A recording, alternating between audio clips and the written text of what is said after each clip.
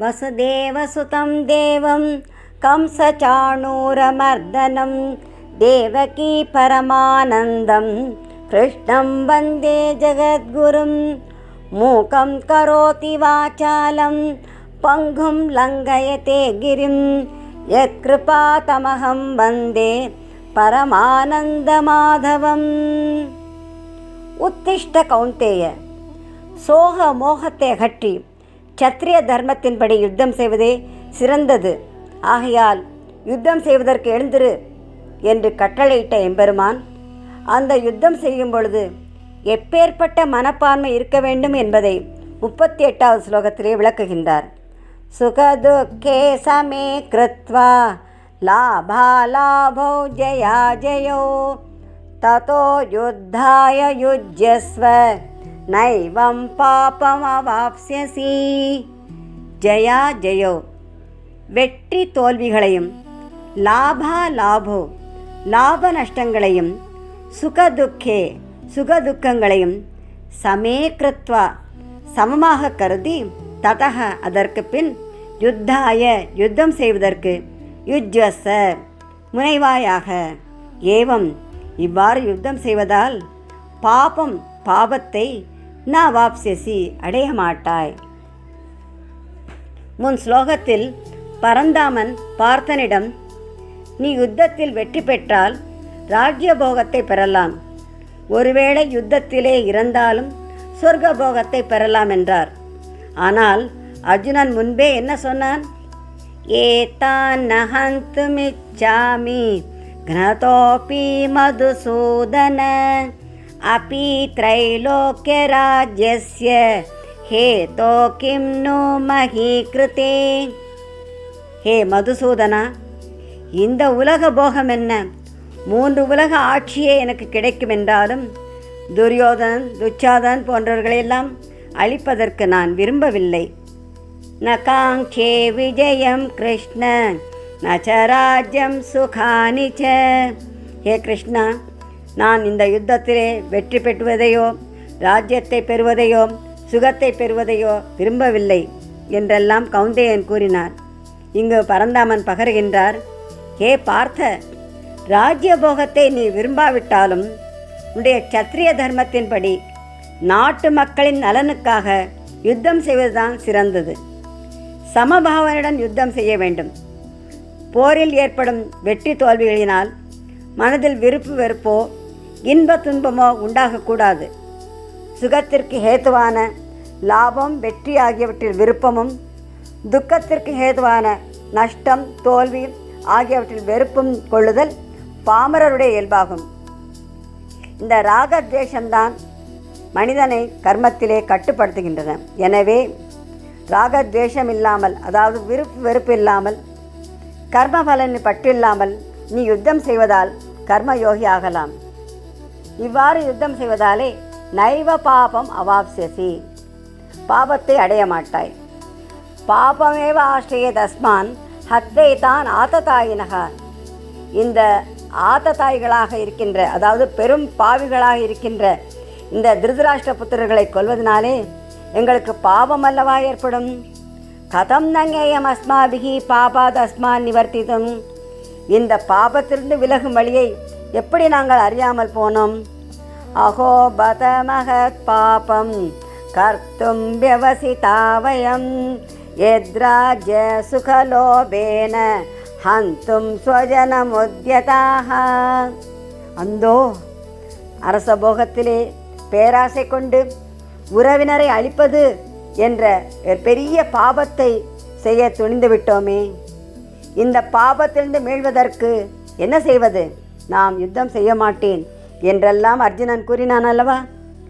சமபுத்தியுடன் யுத்தம் செய்வதாலே உனக்கு பாபம் சிறிதும் ஏற்படாது.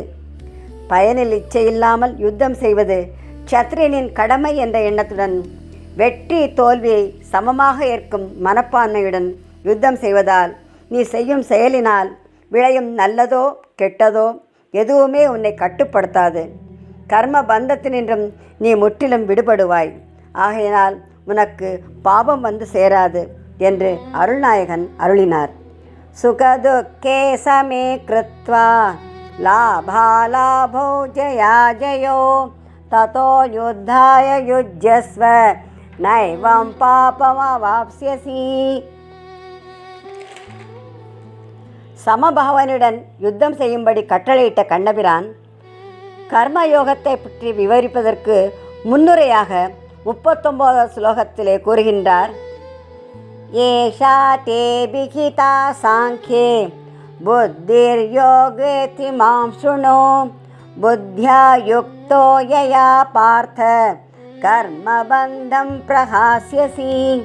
ஹே பார்த்த, ஏஷா புத்திஹி, இந்த புத்தி, தே உனக்கு, சாங்கே ஞான யோக விஷயத்தில், அபிஹிதா கூறப்பட்டது. இனிமேல் இமாம் இதனை, யோகே கர்மயோக விஷயத்திலே, ஸ்ருணு கேட்பாயாக. யயா புத்தியா அந்த புத்தியோடு கூடியவனாக இருந்து, கர்மபந்தம் கர்மபந்தத்தை பிரஹாஸ்யசி முழுமையாக விலக்கிவிடுவாய், அதாவது முற்றிலும் அழித்து விடுவாய் என்கிறார். ஏஷா புத்திகி சாங்கிய அபிஹிதா என்றார் எம்பெருமான். இந்த சாங்கிய யோகத்திலே 11வது ஸ்லோகம் முதல் 30வது ஸ்லோகம் வரை ஞான யோகம் விளக்கப்பட்டது. ந ஜாயத்தே மிரியத்தேவா கதாச்சித், ஆத்மா ஒருபோதும் பிறப்பதில்லை இறப்பதில்லை. அது எப்படிப்பட்டது? ஆத்மா நித்தியம், நித்தியமானது, அழிவற்றது. அவ்யக்தோயம் அச்சிந்தியோயம் அவிகாரியோயம் உச்சதே, பொறி புலன்களுக்கு விஷயமாகாதது, சிந்தனைக்கு எட்டாதது, எந்த விகாரமும் அற்றது. அது அளவுக்கு அப்பாற்பட்டது, பஞ்சபூதங்களாலோ பௌதிகங்களாலோ அழிக்க முடியாது. ஆனால் அனாத்மாவான சரீரமோ எப்பொழுதும் அழியக்கூடியது, மாறுதலுக்கு உட்பட்டது. உடல் அழிந்தாலும் ஆத்மா அழியாதது. எனவே பீஷ்மர், துரோணர் உடைய உறவினர்கள் இறந்து விடுவார்களே என்றெல்லாம் கவலைப்பட வேண்டாம் என்றெல்லாம் ஆத்ம அனாத்ம தத்துவங்களை உபதேசித்த வாசுதேவன் சமதுக்க சுகம் தீரம் சோமிருதத்வாய கல்பத்தே என்றும் கூறினார்.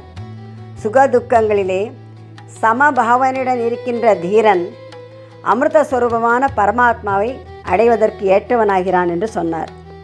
அந்த சமபாவனையுள்ள புத்தியோடு கூடியவனாய் யுத்தம் செய்வதாலே கர்ம பந்தத்தினின்றும் விலகலாம்.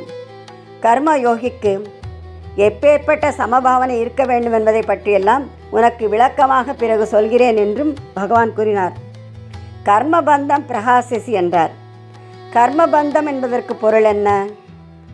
முன்பு பல பிறவிகளிலே செய்த நல்வினை தீவினை ஆகியவற்றின் சம்ஸ்காரம் மனிதனை பந்தப்படுத்துகிறது. இதுவே கர்மபந்தம் என்று கூறப்படுகிறது. இந்த கர்மபந்தத்தால் தான் பிறப்பு இறப்பு என்னும் சம்சார சக்கரத்திலே மனிதன் உழன்று கொண்டே இருக்கிறான். கர்மயோகத்தின் முறையில் எந்த செயலை செய்தாலும் நான் செய்கிறேன் என்ற கர்த்திருவ தன்மை இல்லாமல், பற்று வைக்காமல், பயனிலே ஆசை இல்லாமல், சமபாவனையுடன் விருப்பு வெறுப்பு மகிழ்ச்சி துன்பம் போன்ற விகாரங்களுக்கெல்லாம் உட்படாமல், இது என்னுடைய கடமை என்று கருதி ஒருவன் அந்த செயலை செய்யும் பொழுது அந்த கர்மபந்தம் முற்றிலும் விலகுகின்றது.